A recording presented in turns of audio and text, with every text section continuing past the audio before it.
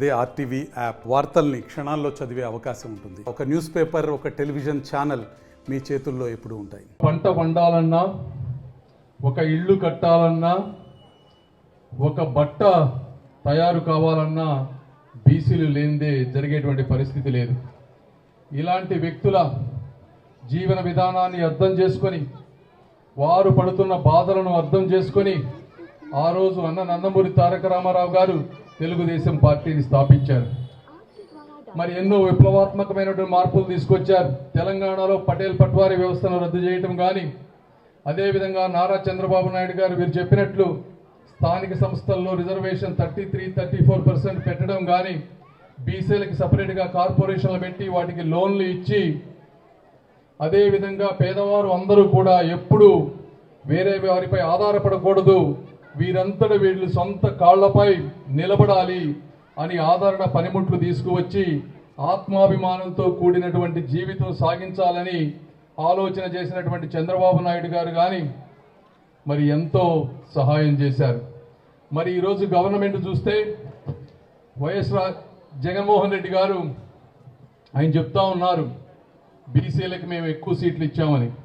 అయితే నేను ఒకటే చెప్తా ఉన్నాను, ప్రజలందరికీ కనపడేవి ఎమ్మెల్యే ఎంపీ సీట్లు, వాటిల్లో 2-3 ఎక్స్ట్రా ఇచ్చినంత మాత్రాన ఎక్కువ ఇచ్చినట్టు కాదు. ఎందుకంటే 1100 నామినేటెడ్ పోస్టులుంటే 50% పైన ఒకే ఒక సామాజిక వర్గానికి ఇచ్చారు.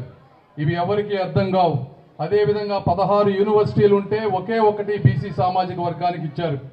తెలంగాణలో 50% పైన బీసీ సోదరులుంటే అక్కడ 50 సీట్లలో 40 సీట్లు ఒకే సామాజిక వర్గానికి ఇచ్చి బీసీ సోదరులకి 2-3 ఇచ్చారు. మరి ఈ విధంగా ఆత్మాభిమానం లేని రాజ్యాధికారం ఇచ్చిన 4-5 కూడా జగన్మోహన్ రెడ్డి గారు అపాయింట్మెంట్ దొరకదు. వెళ్ళినా కనీసం ఒక్కొక్కసారి ఆయన కుర్చీ కూడా వేయరంట.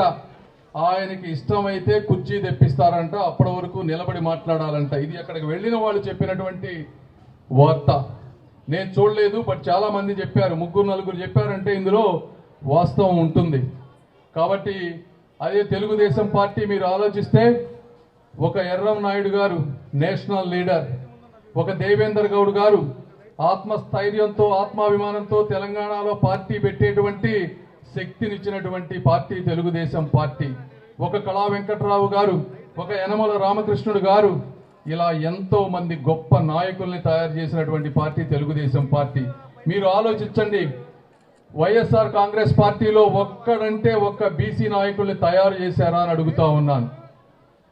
ఆ రోజుల్లో నందమూరి తారక రామారావు గారు తెలివైన వారు, మంచివారు, విద్యావంతులు, యువకులు ఎక్కడెక్కడ ఉన్నారో వెతికి మరీ బీసీ సోదరులను తీసుకువచ్చి రాజకీయ ప్రోత్సాహం చేశారు. మరి ఈరోజు జగన్మోహన్ రెడ్డి గారు ఏం చేస్తున్నారో మీరందరూ అర్థం చేసుకోవాలి. ఇప్పుడు ఈ రాష్ట్ర భవిష్యత్తు కూడా మీరు ఆలోచించాలి. మీ పిల్లలు పేదరికం నుంచి బయటపడాలంటే వాళ్ళకు ఉద్యోగాలు రావాలి. మరి ఉద్యోగాలు వచ్చేటువంటి పరిస్థితి లేదు. వారిని గంజాయికి, మత్తు మందులకి, లేకపోతే మందుకి కూడా అలవాటు చేసేటువంటి పరిస్థితి.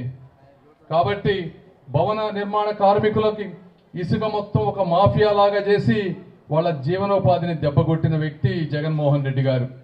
ఆయన కేవలం తన స్వార్థం తప్పించి, తన నిరంకుశత్వం తప్పించి పేద ప్రజల మనోభావాలు అర్థం చేసుకోలేనటువంటి వ్యక్తి జగన్మోహన్ రెడ్డి గారు.